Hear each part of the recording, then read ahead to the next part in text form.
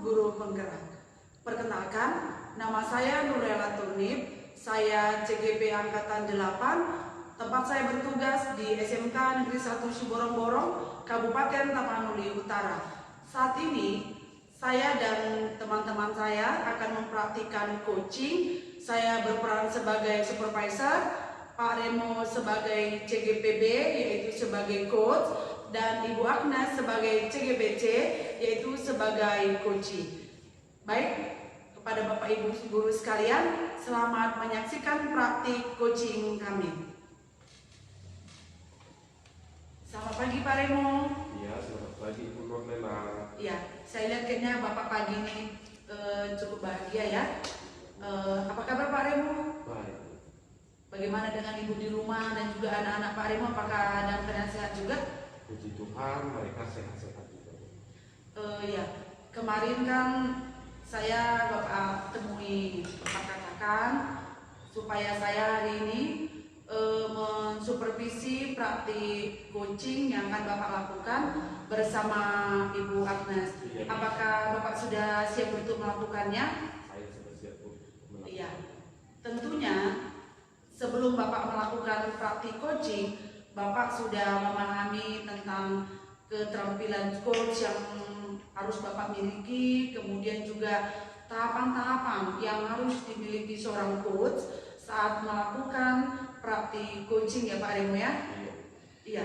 Nah, dalam praktik coaching kali ini yang akan Bapak lakukan bersama Ibu Agnes, kompetensi apa yang akan Bapak tingkatkan? Untuk kali ini Bu, saya pikir saya akan mengembangkan kompetensi yaitu memberdayakan coaching. Oh begitu dia, berarti Bapak memilih satu di antara 3 begitu ya Pak ya? Nah, kalau kita buat dalam skala itu Pak, keterampilan yang Bapak miliki sudah di dalam skala yang mana Pak? Antara 1 sampai 4? Kalau saya pikir saya masih berada di skala 2 nih Bu. Skala 2. Oh begitu ya Pak ya, berarti Bapak berada di skala 2. Tapi mengapa di skala 2 ya Pak ya? Apa karena belum dilakukan praktik coachingnya ya Pak ya? Iya Bu, betul Bu. Saya pikir saya juga perlu melaksanakan praktek coaching supaya nanti skalanya bisa diikat Bu. Oh begitu ya Pak ya. Nah, saat ini kan Bapak di posisi sebagai coach. Nah, kalau kita buat dia skalanya Pak 1 sampai 10, keterampilan yang Bapak miliki sebagai coach sudah di angka berapa ini Pak Remo? Kalau saya pikir saya masih berada di skala 7 Bu. Skala 7. Ya Pak ya. Berarti nanti setelah melakukan praktik coaching ada peningkatan ya Pak Remo ya? Harapannya, oh ya, harapannya sampai di skala berapa nih Pak Remo? Kalau saya pikir kalau bisa sampai skala 9 Pak. Oh begitu ya Pak, supaya saat Bapak sebagai ataupun berperan sebagai coach, Bapak sudah sampai di skala 9, berarti Bapak sudah lebih kompeten ya Pak ya untuk melaksanakan kegiatan coaching di peran coach begitu ya Pak Remo ya. Nah, dari pengamatan saya, tadi saya tanya Bapak sudah di level berapa sebagai coach, sudah di level 7. Nah, saya pikir Bapak sudah dapat untuk melakukan praktik coaching bersama Ibu Agnes, dan semoga Bapak bisa mencapai nanti ya Pak ya sampai di level 9 seperti yang Bapak sampaikan tadi. Oke, saya pikir Pak Remo sudah bisa melakukan praktik coaching bersama Ibu Agnes. Silakan. Terima kasih Bu. Kembali Pak Remo. Halo, selamat pagi Ibu Agnes yang cantik. Selamat pagi Pak Remo. Ku cari-cari Bapak lah tadi, Bapak nggak ada. Loh, kok Ibu cari? Kenapa Bu? Iya Pak, ada yang mau kita diskusikan dulu sedikit Pak. Tapi sepertinya Ibu kurang bersemangat hari ini. Iya Pak, Kenapa itu? karena ini yang mau kita bahas ini Pak. Itu buat saya tidak semangat dari tadi. Aduh, sangat disayangkan Ibu ya. Apa kira-kira Bu yang bisa dibantu nih Bu? Itu loh Pak, saya kan guru piket hari ini Pak. Iya. Jadi kami tadi diperhadapkan dengan siswa-siswa yang bermasalah Pak. Oh, masalah apa itu Bu? Ya seperti biasa lah Pak, keterlambatan siswa, siswa nggak membawa bekal, nggak memakai Ya, seragam yang apa namanya yang yang seharusnya tidak piket, terlambat Iya, piket Pak, iya, seperti itu. Iya, benar Nah, benar. Bu. akhirnya kan Pak harus ada tindakan ini Pak kepada siswa Iya, begitu. Jadi setiap hari siswa itu diberikan hukuman dan sanksi. Iya, Bu. Begitu Pak. Jadi sementara masalah menghukum siswa ini Pak, ini kan terjadi juga Pak perdebatan di antara Sesama sesama DPR, ya gitu, sesama piket Pak itu antara ada yang melaksanakan hukuman, Iya, iya. ada yang tidak Pak begitu. Itu jadi beban saya rasa sebagai guru piket Pak. Oh baik Bu, jadi kalau yang saya tangkap nih Bu, berarti ada perdebatan ya Bu ya di antara sesama Ibu Agnes sama Pak Rustam ya Bu ya? Iya benar Pak. Iya, kira-kira perdebatan bagaimana itu Bu ya? Iya, jadi begini Pak, saya sudah, kalau yang saya amati Pak selama melakukan piket, itu menghukum siswa seperti yang biasa kita lakukan ini sudah tidak pas Pak. Begitu, jadi apa ya Pak ya, saya melihat hukuman yang kita berikan ini tidak membuat kesadaran kepada siswa sehingga kesalahan itu berulang-ulang Pak. Kalau kita Iya. lihat Pak catatan buku piket Iya, itu, iya. yang terlambat itu saja orangnya, yang tidak piket itu saja orangnya, bahkan Pak yang tidak pakai name tag itu saja orangnya Pak. Oh iya ya, jadi menurut Ibu Agnes, Ibu Agnes, kira-kira hukuman yang bagaimana itu Bu yang Pak Rustam yang inginkan dan Ibu inginkan? Nah itu dia Pak. Jadi kalau saya lihat yang dilakukan Pak Rustam itu kan Pak, Ya. ada yang dihukum fisik nih Pak. Nah. Nah, ada yang disuruh membersihkan WC Pak. Ya. Ada yang disuruh isi kredit poin nih Pak. Nah, jadi saya lihat itu saja hukumannya dan efek apa ya pengaruhnya Pak. Saya lihat tidak begitu signifikan. Tetap saja berulang-ulang Pak. Jadi saya pikir sudah tidak pas lagi kalau kita menghukum model seperti itu Pak. Ya, jadi ceritanya kan Bu, yang saya tangkap berarti Pak Rustam itu boleh dikatakan membuat hukuman kepada siswa hanya sesaat begitu ya, tidak Iya, sesuai benar. dengan prosedur kalau tidak salah Bu ya. Iya Pak, sehingga hukuman itu kan seringkali Pak, ya boleh saya katakan tidak sesuai dengan kesalahan yang dilakukan. Artinya tidak begitu adil sama siswa ya. Iya Pak, Begitu, ya. ada yang begini, ada yang begitu. Dan yang paling saya soroti di sini kan Pak, kita tidak memberikan apa ya, tidak memunculkan kesadaran siswa Pak Iya. untuk menyadari kesalahannya dan mendisiplinkan dirinya sehingga dia memiliki satu keyakinan untuk tidak mengulanginya begitu. Iya Bu, betul ya. Nah sekarang kalau saya tanya nih Bu, misalnya apakah Pak Rustam itu udah sering melakukan kegiatan menghukum siswa ini setiap kali GPM misalnya giliran orang Pak Rustam selalu melakukan seperti itu ya Bu ya? Atau Dan- mungkin hanya minggu ini bagaimana kira-kira? Bukan Pak. Jadi yang sebenarnya mau saya soroti di sini bukan hanya Pak Rustamnya Pak. Saya melihat hampir setiap piket melakukan hal yang sama. Jadi kalau saya lihat Pak Iya. di catatan piket harian itu, Ya. siswanya ya seperti itu saja. Oh, artinya kurang membangun kesadaran siswa itu Bu ya? Iya benar sekali Pak. Jadi artinya kalau secara global mungkin ya Ibu simpulkan bahwasannya kegiatan atau kejadian-kejadian seperti ini sering sekali berlaku di sekolah kita ya Bu ya. Iya benar Pak. Oh iya Bu ya.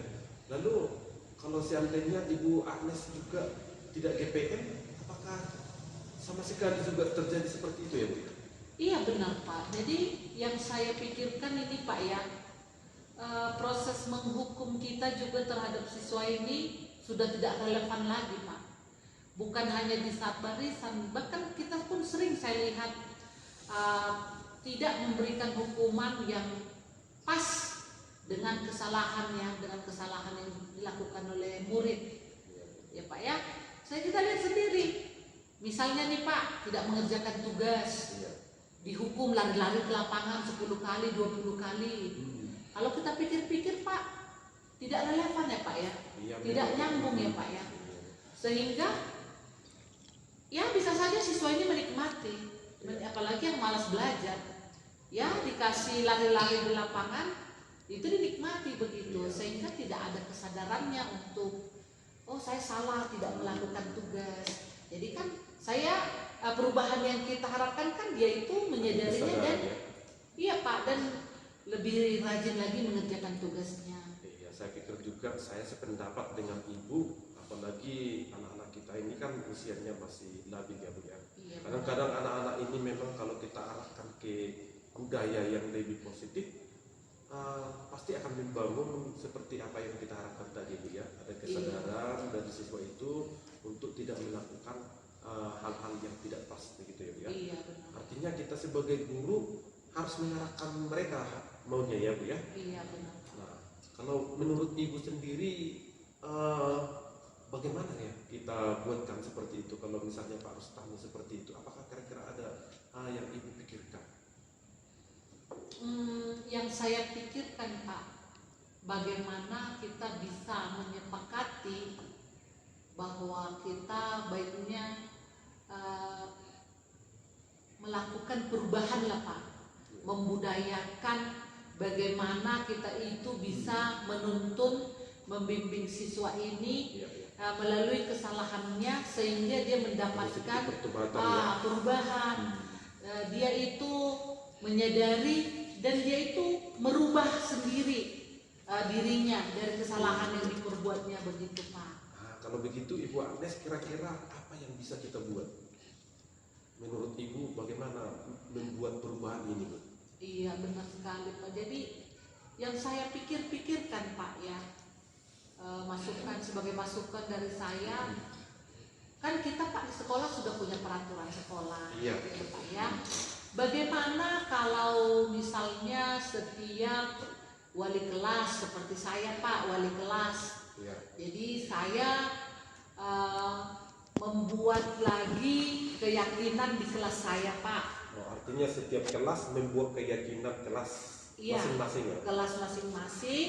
Dan di keyakinan ini kan nanti kan Pak, yang membuat keyakinan ini kan semua siswa terlibat. Iya, iya. Jadi kalau sudah siswa kita libatkan, dengan serta-merta siswa menyadari ini loh yang nggak bisa saya lakukan, ini loh yang bisa saya lakukan. Itu berasal dari dia Pak gitu. Oh iya ya Bu, ya, artinya di dalam keyakinan kelas itu sudah ada semacam apa ya, semacam aturan atau semacam apa itu ya, keyakinan siswa itulah ya. Iya, keyakinan yang terdiri dari kesepakatan si anak ini Pak. Jadi yang membuat kan anak itu sendiri gitu. Iya iya iya Bu, ya, Bu. Nah, bagaimana apa yang diyakini? Contoh ya Pak ya, saya menghargai diri saya sendiri. Iya. Contoh, saya yakin dengan saya mengerjakan tugas saya, Iya. dengan saya tidak datang terlambat, dengan saya melakukan piket, di situ saya sudah menghargai diri saya sendiri dan diri teman-teman saya. Iya, iya, Bu. Saya Dan- pikir bagus juga itu Bu. Iya Pak, jadi saya harus meyakini diri saya itu adalah pribadi yang harus mengikuti peraturan-peraturan sekolah. Begitu. Baik Bu Agnes, kalau saya tangkap nih ceritanya bahwasannya setiap kelas ada keyakinan kelas ya Bu ya. Iya begitu. Itu Pak. artinya siapa-siapa saja yang kita libatkan di sana kira-kira Bu. Ya kalau misalnya dia keyakinan itu di kelas Pak, ya yang terlibat ya wali kelasnya, siswanya, dan mungkin nanti setiap guru yang masuk di dalam kelas itu juga Pak ada membuat berupa kesepakatan belajar mungkin Pak begitu. Iya. Jadi ini juga kan Pak berhubungan dengan hukuman yang kita bicarakan tadi. Iya betul Bu, betul. Iya. Apakah nanti bisa kira-kira Bu menjamin ya ada sedikit perubahan baik terhadap sikap atau perilaku anak-anak kita ini terhindar dari hukuman-hukuman yang sering dialami mereka? Apakah ini bisa kira-kira ada jaminan ada kesadaran mendisiplinkan diri ya Bu? Iya, kalau menurut saya Pak, masalah jaminan, ya itulah yang harus kita coba Pak. Itulah yang harus kita lakukan karena kita mengingat lagi tugas kita itu kan untuk menuntun mereka Pak, untuk menuntun siswa kita untuk mendapatkan perubahan tadi Pak, begitu. Jadi kalaupun misalnya tadi masih ada siswa yang melanggar, ya saya rasa bukan dengan hukuman seperti tadi Pak, gitu. Oke, baik Bu. Kalau misalnya itu tadi kan dari segi apa ya Bu ya? Dari segi aturan mungkin atau keyakinan kelas yang bisa kita buat untuk menyadarkan siswa kita ini. Nah sekarang mau saya tanya ini Bu, kalau misalnya Pak Ustadznya atau mungkin guru yang lain, ada nggak kira-kira yang bisa kita buat Bu untuk sesama rekan-rekan, untuk menyadarkan sesama teman-teman bahwasannya hukum itu kurang bagus? Kira-kira ada nggak ide-ide? Pak, di sekolah kita ini kan sudah banyaklah saya bilang guru penggeraknya Pak. Bagaimana kalau Bapak membuat komunitas nih Pak, komunitas apa namanya Pak, komunitas pengajar lah begitu ya Pak, komunitas belajar yang mana terdiri dari guru-guru yang seide Pak, yang seide yang memiliki tujuan yang sama Pak, begitu. Karena saya lihat ada beberapa rekan guru juga yang sepakat dengan tadi itu bahwa hukuman siswa itu tidak serta-merta seperti yang kita lakukan selama ini, hukuman fisik, credit point, nah begitu Pak. Tadi kan Ibu mengatakan bahwa di sini sudah banyak guru penggerak ya. Nah, kita tahu kan Bu, di guru penggerak itu kan ada mungkin materi yang berhubungan dengan apa ya, segitiga restitusi. Kira-kira apa cocok kira-kira Bu kita berlakukan di sekolah kita ya? Ya, menurut saya itu cocok Pak, sangat cocok kita lakukan karena yang saya pikirkan juga seperti itu Pak. Alangkah baiknya ketika ada siswa yang melakukan kesalahan, cara yang tepat yang baiknya ya kita lakukan sebagai hal baru di sekolah kita itu Pak adalah itu Pak, penerapan segitiga restitusi. Itu kan ada pendekatan bagaimana kita bisa menggali informasi dari siswa, kenapa dia melakukannya, begitu kan Pak. Lalu bagaimana dia meyakini bahwa dia itu bisa melakukan perubahan sampai dia bisa menyadarinya dan dia bisa berkomitmen untuk melakukan perubahan Pak. Saya kira itu dia. Saya setuju sekali dengan Ibu Agnes. Berarti tadi kan sudah kita Ibu pikirkan tadi apa ya, ada setiap kelas membuat keyakinan kelas, kemudian guru-guru juga melakukan segitiga restitusi. Kira-kira apakah ada kira-kira lagi alternatif yang lain yang Ibu pikirkan? Bagaimana cara menghindari hukuman fisik ini ya Pak? Iya Pak, ada. Jadi ada Pak yang dikatakan bahwa kita itu harus memiliki kompetensi sosial emosi Pak. Jadi di dalam pelaksanaannya Pak ada itu yang dinamakan teknik stop. Nah jadi singkatnya Pak, kita ajaklah siswa ini seperti meditasi lah ya Pak ya, seperti meditasi. Lalu kita berikanlah dia, kita suruhlah dia Pak merenungkan apa yang sudah terjadi, apa yang dilakukannya. Lalu Pak di dalam perenungan itu Pak kita berikanlah dia sentuhan-sentuhan, nasihat-nasihat begitu Pak, sehingga dia menyadari, dia bisa merenungkan gitu, lalu dia bisa berkomitmen untuk lebih baik lagi begitu Pak. Itu tadi yang saya tangkap, berarti kita melaksanakannya untuk siswa ya? Iya, untuk siswa Pak. Kalau misalnya dari guru sendiri, kira-kira apakah bisa kita terapkan juga program yang Ibu katakan tadi, program stop ya? Iya Pak. Bisakah kira-kira itu juga bisa diberlakukan untuk gurunya Bu? Iya, menurut saya bisa Pak. Kenapa? Karena kita kan kadang Pak menghukum siswa ini kan Pak, karena kita tidak bisa mengendalikan emosi kita Pak. Jadi kalau teknik stop ini juga bisa kita lakukan Pak terhadap rekan kita guru ya Pak ya. Di situ kan kita dalam perenungan itu pun kita kan bisa memediasi diri sendiri untuk meredakan emosi dan memikirkan dengan jernih apa langkah yang baik yang akan kita lakukan kepada si siswa.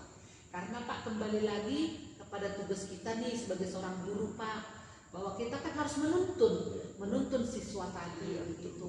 Jadi dengan kita bisa mengendalikan diri Pak, kita bisa bertindak lebih tepat lagi. Nah, kalau siswanya sendiri Pak, teknik stop itu dia seperti saya katakan tadi, merenungkan diri sendiri atas apa yang sudah dilakukan, salah tidak perbuatannya dan sebaiknya dia bagaimana. Dan saya rasa itu adalah langkah yang tepat Pak, daripada kita menghukum, kita suruh lari-lari Pak, kita suruh ngisi kredit poin, kita hukum membersihkan kamar mandi, begitu Pak. Iya, saya kira juga sangat luar biasa ya Ibu ya, Ibu Agnes. Kira-kira kapan ada rencananya untuk menerapkan ini di sekolah kita?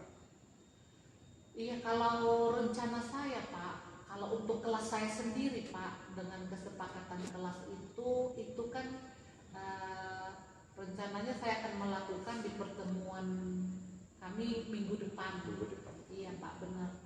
Dan kalau misalnya teknik stop ini Pak,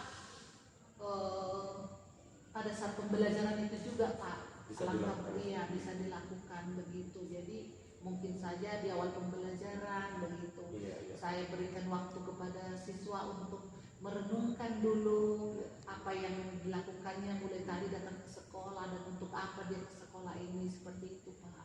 Saya sangat setuju sekali dengan apa yang dikatakan Ibu Agnes, bahwa Ibu sudah merencanakan program-program yang akan dilakukan untuk menghindari anak-anak ini terhindar dari hukuman ya, bahkan menyadarkan mereka ya. Oke, ini menjadi tantangan juga ini bagi saya, Bu. Ini juga sekaligus juga pengalaman bagi saya. Nah, jadi saya juga merasa dapat sesuatu dari apa yang kita bicarakan ini, Bu ya. Semoga Ibu nanti bisa melaksanakannya juga dan saya juga bisa melaksanakan.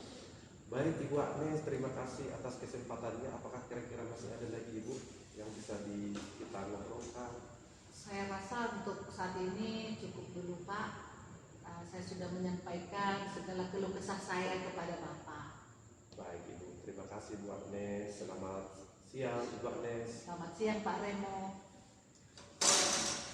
Oke, baik Pak Remo. Kan ini baru saja Bapak Remo dan Ibu Agnes melakukan praktik coaching. Nah, bagaimana perasaan Pak Remo setelah melakukan praktik coaching bersama Ibu Agnes?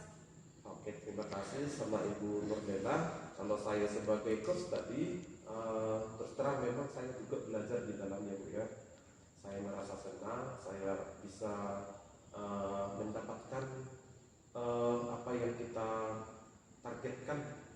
Seperti tadi, kompetensi saya sebagai coach bisa tambah Bu, tambah pengalaman juga bagi saya. Terima kasih Bu. Ya, baik Pak Remo, berarti kan dari praktik coaching yang Bapak lakukan kepada Ibu Agnes itu memang tadi saya amati Bapak sudah mulai mampu ya, lebih mampu lah untuk memilih pertanyaan-pertanyaan pemantik untuk menggali informasi ataupun menggali ide-ide daripada Ibu Agnes sendiri untuk menemukan solusi dari permasalahan yang dihadapi oleh Ibu Agnes. Nah, untuk itu Pak Remo, dari praktek coaching yang baru saja Bapak lakukan bersama Ibu Agnes, kira-kira ini Bapak sudah di level berapa dalam keterampilan sebagai coach? Kalau saya pikir saya sudah ada di level F1. Itu kan di keterampilannya ya Pak ya. Kalau di coach ya, oke, udah baik sekali ya Pak Remo ya.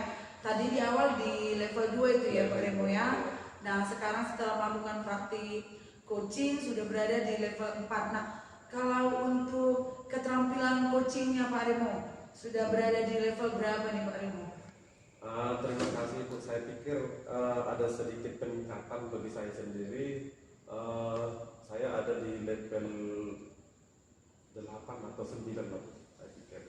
Berarti mendapat apa juga ya Pak? Peningkatan juga begitu ya Pak Remo. Bagus sekali tuh Pak Remo. Nah, dari praktik coaching yang Bapak lakukan bersama Ibu Agnes tadi, tentunya Bapak juga sudah mendengar bahwa ada solusi yang hadir dari Ibu Agnes sendiri, begitu ya. Nah, selain dari ide-ide yang disampaikan Ibu Agnes tadi, bagaimana cara daripada Pak Remo untuk meningkatkan ataupun mengembangkan kemampuan Bapak ketika Bapak nanti mempraktikkan coaching dan berperan sebagai coach? Saya pikir apa yang dikatakan Ibu Agnes itu bagus ya. Semuanya memang sudah mendapatkan solusi terhadap peningkatan kualitas atau menghindari hukuman ya, menghindari hukuman. Saya pikir juga perlu ditambah di sana sedikit tentang boleh membuka kesempatan kepada warga sekolah tentang budaya positif. Budaya positif, ada sosialisasi dari Ibu Agnes tentang budaya positif.